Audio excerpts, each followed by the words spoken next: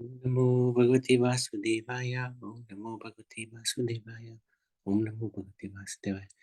So I wanted to seek the blessings of Radha Madhav, Radha Shyam Sundar, Krishna Balaram, Bal Gopal, Gauritai, Srila Prabhupada, Guru Maharaj, and the assembly devotees. So before we continue with the Bhagavad Gita chapter 14, I wanted to ask, has anybody any questions? Maybe. Prabhuji? Yes, Naniman. Yes. The title of chapter 13, Nature, Enjoyer and the Consciousness. I find it a bit hard to understand its significance with everything. What are they trying to tell us? I know nature, enjoyer is the Purusha, Prakriti. Nature, the nature, enjoyer and the consciousness. Does the consciousness means us, the living entities? Yes, absolutely. That's the soul. That's the symptom of the soul is consciousness. And I think because this chapter is like question answers, it's more about Gyan, because Arjuna is asking so many questions and Krishna is just giving answers to those questions. So that's why I think the chapter has been named that way: nature, enjoy, and consciousness. So, and that's the three things, like material nature is then the Supreme Lord, and the and then the Jivatma, like us. So it's those three things which are really the essence of all existence, isn't it? God, the Jiva and material world, at least our existence, which existence we are living in. Because Arjuna asks lots of questions about this world, really. He asks about Prakriti, he asks like that, about, he wanted to know more about the mechanics of this world. So then Krishna explains the mechanics, knowledge and enjoyer and all that. So I think that's right, yeah. Okay. Is that okay? Yes, yeah. Thanks. It is a tough chapter. It is a very tough chapter, that one. It's trying to remember. Yeah. Yeah. Sorry, Prabhuji, when you said material world, right? Supreme God, material world, and we are all Atma. soul. Atma. Yeah, Atma. So when you say material world, means the Prakriti? Prakriti. Okay. That's so, right. Okay. So Prakriti was three three gunas. The gunas. Okay. So they three work over all souls. Yeah. Very, very good. Good. Some souls good and some bad. We can't judge, but sometimes we can see people that there is a three different type of people. That's what they're saying. Yeah. Correct. Yeah. Okay. Yeah. And Sattvic, Rajsi, right. Sattvic, Rajsi, and Tamsi. Yeah. Barobar. Okay. You're absolutely right. In the next chapter, which is what we want to look at today, hopefully, is the 14th chapter, where he talks a lot more detail about these Satogun, Rajogun, and Tamogun. Okay. One another thing. I don't know. Have you passed from here? Just I read it and I just have a question. There is, you say, karma, right? When Krishna said there is a karma, when I was reading karma book, something related with karma, but they said there is a sanchit karma and prarabdha karma. Yeah. I don't know English. Sanchit karma and prarabdha karma, and there is another is prayaschit karma. But I don't understand what the prayaschit, because we do sometimes prayaschit karma because we feel that I did this bad we did something wrong. And we try to counteract it. Yeah. But that's a prayaschit karma. Something like that. This Krishna explains there's three types. There's karma, when we just doing our activities, good activities. Yeah. Then there's vikarma, which is forbidden activities, sinful activities. Yeah. And then there's akarma. Akarma means that karma which has no No, effect. allowed to do. Yeah. No effect because it's spiritual activity. So prayaschit, when you're doing something wrong and you ask for forgiveness from God, is that akarma. Prayaschit and akarma is very Okay. similar. Okay. That's the akarma. Okay. Yeah, Okay. it's very, very similar. Because with prayaschit, you know you've done something wrong, and now you're trying to do something to counteract that.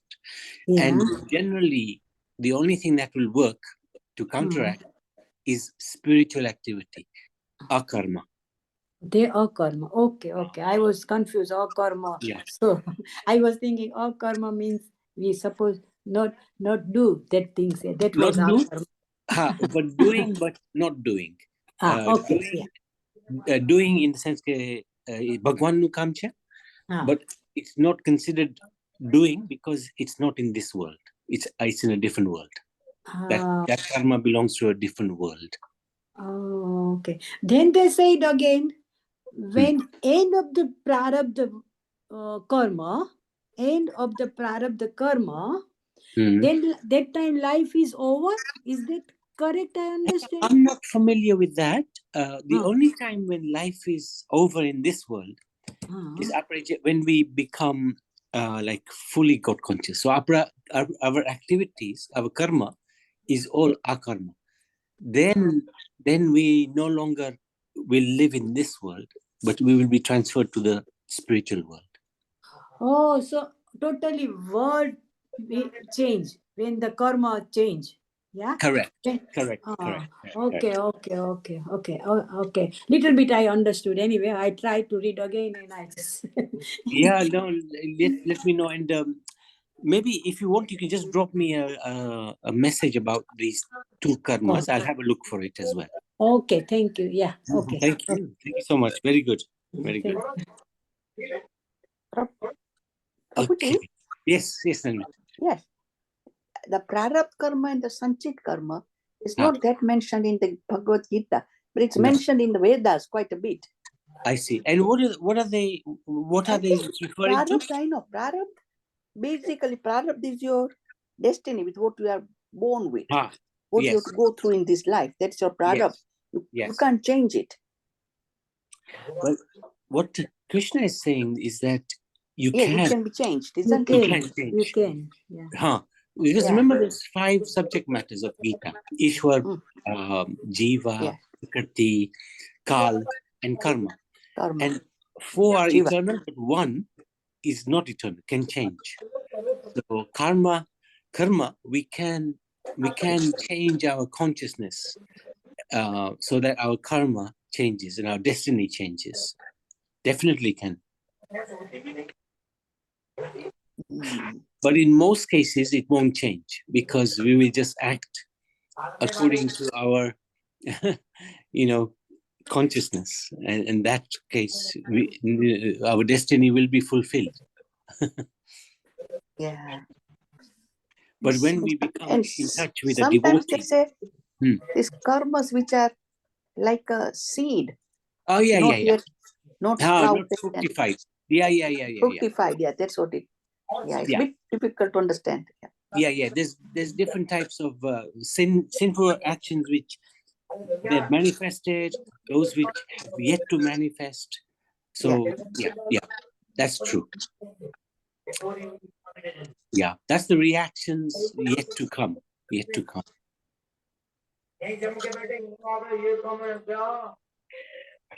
Okay.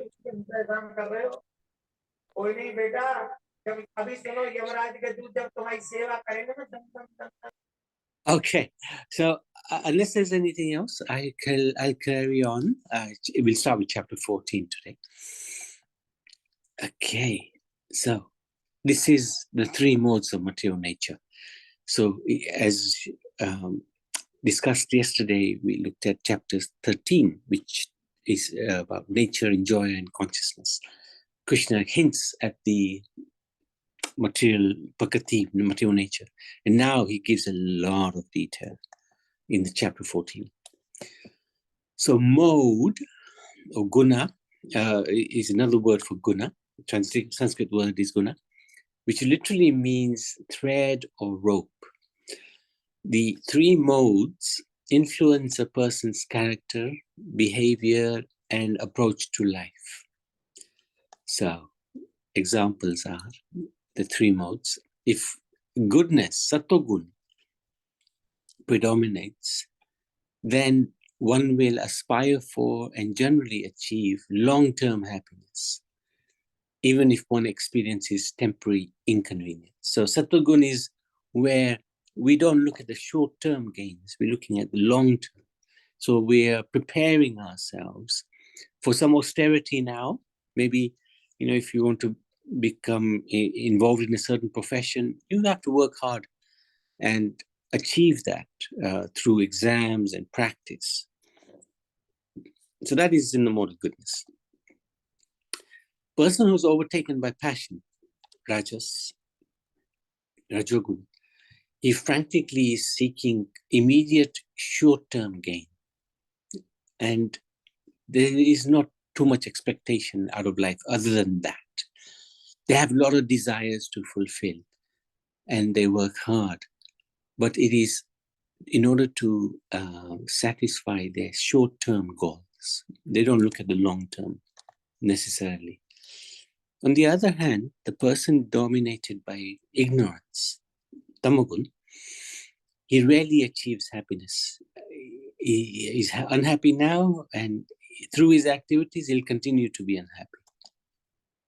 In this way, the material world is populated by living entities generally in these three conditions of life.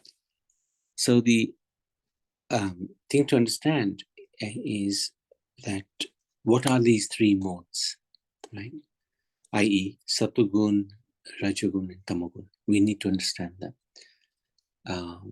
So then, as Madhuben was just saying, Naniben was saying, when we see somebody's activities, we can judge. Although we don't have a right to judge, but we can see, this person is acting, or we are acting in this mode, We ourselves can see where we are. Okay, so that's the first 9 verses. And then 10 to 13 of chapter 14, the modes compete with each other for supremacy within an individual. So in a single day, for example, different modes may achieve prominence at different times. For example, goodness clarifies and pacifies the individual, since it motivates joy, wisdom, altruism, and kindness. So generally in one day, in the morning, if we wake up early, we'll be in a meditative mood. And that time we're in the mode of goodness because we are at peace, we are meditating, we're trying to connect with the Supreme. And then as the day goes on, there's so many things we want to do, so many activities that we have to do. So mode of passion takes over. And then in the evening, we take some food and then go to sleep. Mode of ignorance takes over. So goodness, it motivates happiness. Passion is said to confuse and provoke the individual, invoking qualities of greed, anger, and frustration, because we always want to achieve things. And if those achievements are not, we don't reach those achievements, we don't get the achievements, we get angry or frustrated. And if we achieve it, we want more. That's greed. And ignorance is said to obscure and impede one's life, often resulting in oversleep, indifference, laziness, and inertia. So ignorance, just become totally lazy, don't want to do anything. And in fact, want to hurt others or hurt oneself instead. So lesson 57 is we need to understand. 56 was to know what the modes are. And 57 is to understand how the modes work, how they're impacting us, how we are behaving in a certain mode, just to become conscious of that. The modes are not constant in their influence upon everyone. According to our karma, our work, our company that we keep, even the choice of our food, a particular mode becomes prominent within us.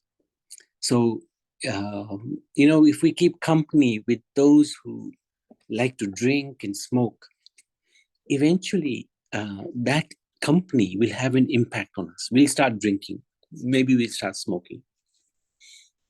So that shows that if we keep bad company, then we may fall into bad ways. If we keep good company, if we go to the temple, if we always talking about God and the scriptures, doing mara like that, then we will also feel inspired to take up those activities, because that is the company we're keeping. So we should understand how these modes work and what to do to stay in the mode of goodness and try to reduce our modes of passion and ignorance. So verses 14 to 18. Reincarnation is the process by which a soul receives a new material body on the following basis of activities performed in the present body. Our activities are a result of the decisions that we make. Our decisions are ultimately based on the mode which we are being influenced by. So if our main mode that influencing us is goodness, then our activities will be pious, sinless, lead to happiness. If our activities are predominantly influenced by passion, then we will tend to do all types of good and bad, and our results will be mixed. And ignorance means our activities will be very destructive, so not good for us and not good for anybody, and leading us down to hellish condition. Thus, Krishna predicts the future destination of an individual based on the predominant mode in their life. In summary, those situated in goodness go upward to the higher planets, heavenly planets. Those in passion live on earthly planets. They'll continue to remain on earth. And those in ignorance go down to the hellish planets. It's a bit of a generalization, but this is the idea of when somebody is predominantly in one of these modes. So lesson is, which mode are we in? This is very important to understand. Where are we? Are we in goodness? Are we in passion? So we did the survey. We had about 30 odd different items to look at and see how we behave in certain situations, which we can then work out where we stand. And the idea is to improve ourselves. We don't want to look at others. Others are in whatever mode they may be. That's fine. No need for pointing fingers. Main thing is to understand, where are we and how can we improve? If we're in ignorance, then we need to come up to passion at least. If we're in passion, we need to come up to the mode of goodness. And our Guru Maharaj used to always say, goodness at least we should be in, at least. Yes, Naniben? Prabhuji, yes. Before we came into these Gita classes or sessions, we don't know what modes are or what. But what I'm trying to say is that people who don't know what are modes and what modes they are in, they can't change, isn't it? They will remain like that. Yeah. Whatever nature they are born with, they will continue in that way of life. Absolutely. This is the whole idea of what Gita does. It raises that consciousness, makes us aware. Even we might be, in a crazy situation because of our past conditioning, right? And we can't stop doing sinful activities. But at least, at least we've read the Gita, and now I know this is not good. I have to improve myself. So yes, you're absolutely right. If we haven't even understood which mode we are in, how are we going to improve? How are we going to, raise our consciousness? That's what it's all about. How are we going to raise our consciousness if we don't even know we are stuck in this material world governed by these three modes, then how can we raise our consciousness? So only when you read these spiritual books, we get this idea. And it's so easy to understand, isn't it? When you see some things going on even within ourselves, we realize, oh, why did I do that? You know, I was really influenced in a very crazy way. So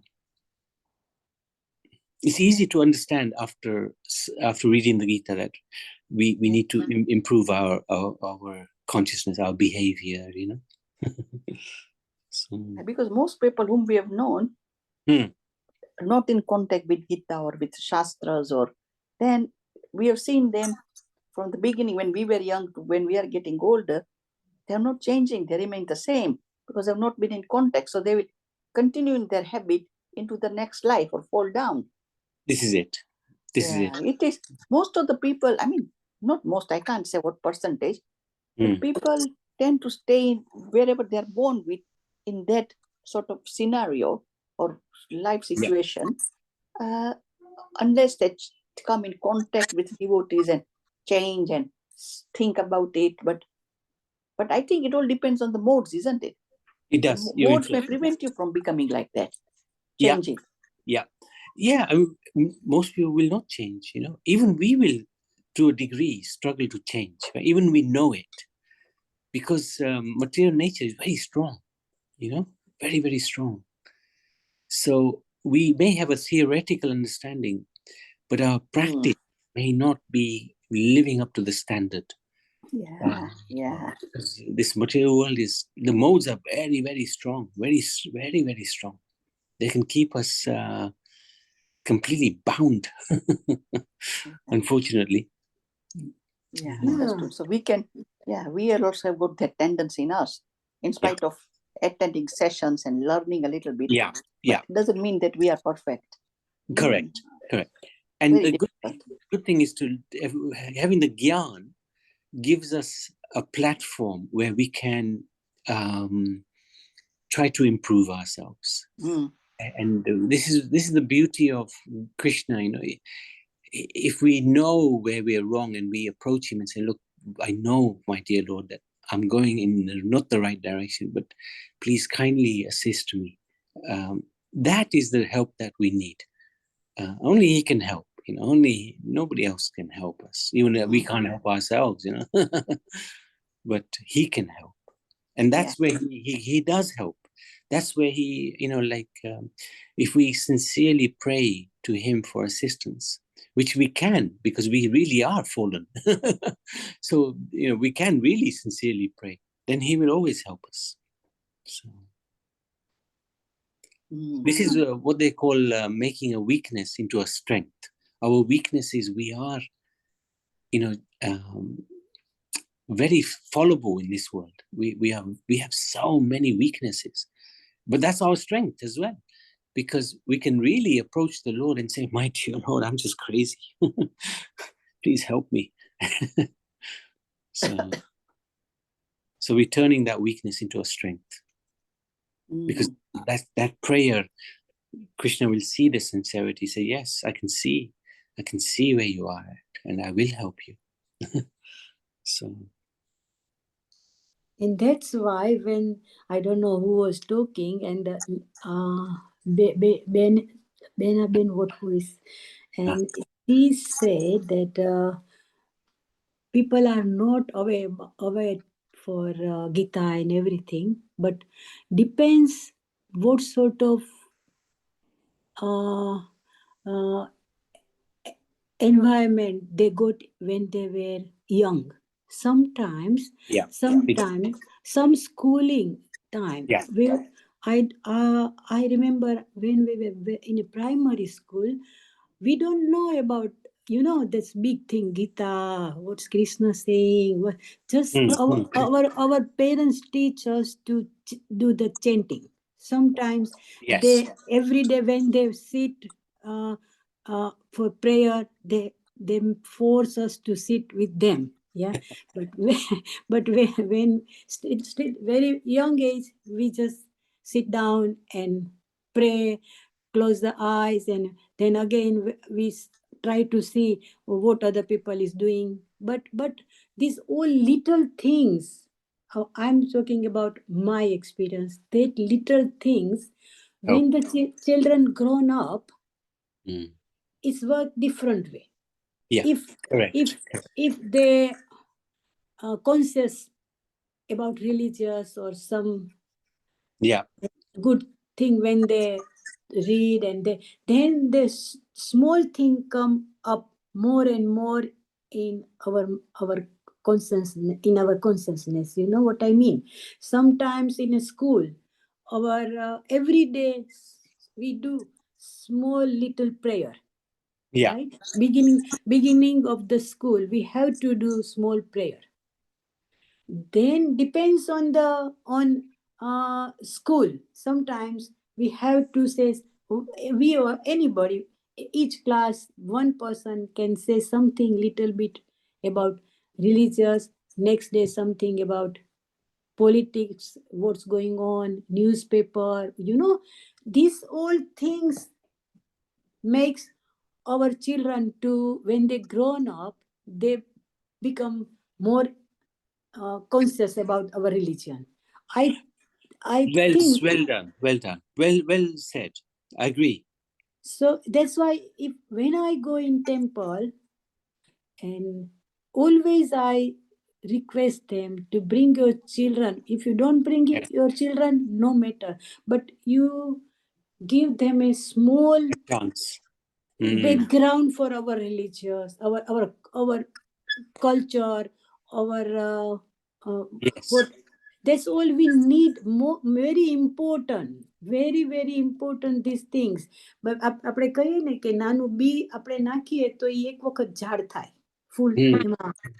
એટલે small things is become some, after all, not for everybody, but few people is achieve more thing when they grown up. And if they come in contact with, like you, some people, they then they more improve themselves, or they can learn more about our religious thing, and they get interest. And and when in this age we get interest in these things, then our grandchildren, we make them to do little bit things, and they not much, but still, Yeah, no, absolutely. Actually, નાનપણથી શીખાડીએ ને સંસ્કાર, school સંસ્કાર્સ સારા હોય ને, then you have better chance of developing those good habits. So like Garbhodang samskar, there's the Andan samskar. So many samskars that the parents can do for the children, and that will help the child. And as you said, bring them to the temple when they're young. And this is what we're trying to encourage. And that's why we do a lot of children's classes. Because that way the children, if we give them a good hope in the beginning, good understanding, then later on they will appreciate it very much. I know. In this is now I only see my grandchildren anyway, not other young children, but I notice that they are very, very jagrut and alert. They are very alert, and they sometimes I learn from them. When they do something, then when they discuss with me some topic, I impress how they it's the main thing is, when they're young, you have to put something in their mind. Yeah, I agree. Very good. Very good. And we are lucky, we got a very deep culture, That's right. The Vedic culture is so amazing. There is another question I got. When you say Vedic dharma, and what's Gita is based of same. Yeah. And what about when you say Sanat? This is Sanatan and Vedic, same thing. Okay, Sanatan and Vedic is same. Different word. Sanatan Dharma is based on the Vedas. And Vedas summary is Bhagavad Gita. So yeah, in that way it's the same thing. Okay, thanks. Yeah, I sometimes I do understand, but I'm not clear. Yeah, good. No, that's good. It's good you asking as well. Very good. Okay, thank you. No, thank you. Thank you so much. Okay, so Prabhuji, yes, Nanima. yes, this Krishna consciousness, is it? Can we equate it as Sanatana Dharma? Yeah. It is. Yeah. It is, yeah. Because this is the absolute essence, the absolute cream. Because like when you leave milk, when you first take it out from the gomata and you just leave it, you'll see the cream come up to the top. This is like the cream. This Krishna. Yeah. Because it's bhakti yoga in its finest form. Yeah, very clear, very fast way to become spiritually conscious, God conscious. Yeah. Thank you. No, thank you. We have to be a little careful that we don't start disrespecting like the devatas, and because sometimes the tendency is, oh yes, everything else is rubbish, only Krishna. Actually, everything has its place, and important for us to understand that even the devatas, they're actually great devotees of the Lord. So although we don't worship them, we respect them. We honor them. Yeah, the Krishna says in Gita as well.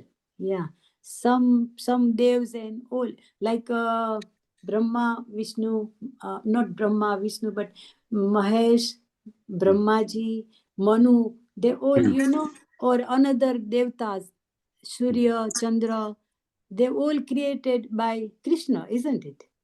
Yeah, that's correct. And to help him run the universe. So we have to respect them, and we have to bow down. Or if you do some, like Agni is Devta. So we have to respect it as well. Havan and everything to. Yeah. So in fact, when we do Havan, we are inviting Agni, but actually we are inviting Vishnu. Vishnu. Yeah. But in the form of Agni, he comes and he eats the offering. So yeah, they offering different devtas, isn't it? Yeah, Agni will Vishnu will take the form of Agni to take to accept all of the offerings. In that capacity, Agni is facilitating Vishnu to come and accept the offering. So very important. Very important. Yeah, it's. I know one topic. If you discuss with them is a long. You can get 1 year. But maybe if you do deeply, if you want to understand deeply, because of in Northa time we do Havan after the Northa. So this day last Northa time we had a Havan, and our Sastriji was so clever, and I think not everything I remember, but I can't explain you, but oh my God, he explained how Agni or Ardhu, when we give them all Ardhu ghee and other things, and how they serve another devta. He explained so nicely. It took 2-3 hours to when he finished Havan. But it was interesting. That's why I just remember that all devta you have to respect. Yeah. Very good. And probably we'll look at the devatas after the Gita, after we finished the Gita sessions. Okay, thank you. Yeah. Thank you. So the final part of chapter 14, text numbers 19 to 27, although goodness is said to be most progressive of the three, so Sattvagun is the best compared to Rajagun, Tamagun, it still implicates one in karma. So even if we just do good activities, that will still keep us in this world. Yes, we can do good activities, but we have to understand, we'll have to enjoy the full of that. The fruit we'll have to enjoy. So to become completely free of karmic reactions, one must transcend even the mode of goodness and become situated on the spiritual platform. So this is the point. This is only possible by engaging in bhakti yoga with unflinching determination. taking inspiration and support from those who have already transcended the three modes. So Krishna then he explains the character of these perfected transcendentalists who enjoy nectar even in this life. So we have the lesson to learn is to understand that performing bhakti is above the three modes of material nature. And that's the only way we are going to become free from the influence of the three modes.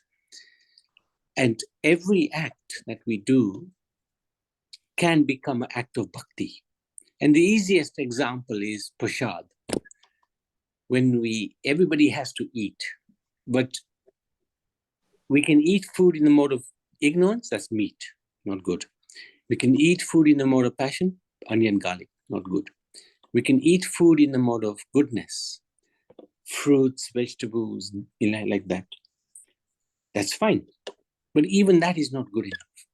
We can, in fact, if we eat prasad or honor prasad, so food which has been offered to God, then that is a sinless activity. That is a spiritual activity. That will free us from this world. The other three will keep us in this world. So everything we cook, we offer it to God. My dear Lord, please accept this offering. I have made it with my love for you. Please bless this food. Make it prasad. Shall I say one question? Sorry. Yes. Yes. When you say, anyway, we do once in a week we serve proper thal to Bhagwan, but every day when we habit when we start eating, before eating we pray and we call them to come and eat with us. I just do like this, is that a good thing or not? I have to go. No, it's okay, but we don't eat once a week, right? We eat probably Every 3 day. times a day. I know. So God is a person. He's a supreme person, and he's our beloved. Why would we only feed him once a week? We feed him every day. Everything we do. cook, We feed do. him. Sorry, we do every day in morning when we do our prayer. That time we do some fruit, milk. That thing we do. But what I'm saying, whatever we cook, all cook dishes, we don't serve every day. That's my. But if you can, try to baddu dhari devanu. Try to offer them everything that you cook. Everything that you cook. But no, if you do in by prayer, it does work or doesn't work that way? It works. But if you do a proper thali, it just makes it.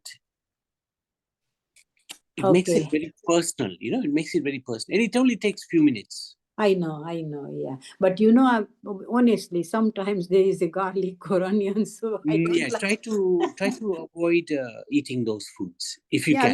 We started avoiding this food, but but I'm just because of I always believe that if you do by heart, if you always remember him every time and is there, so sometimes this whole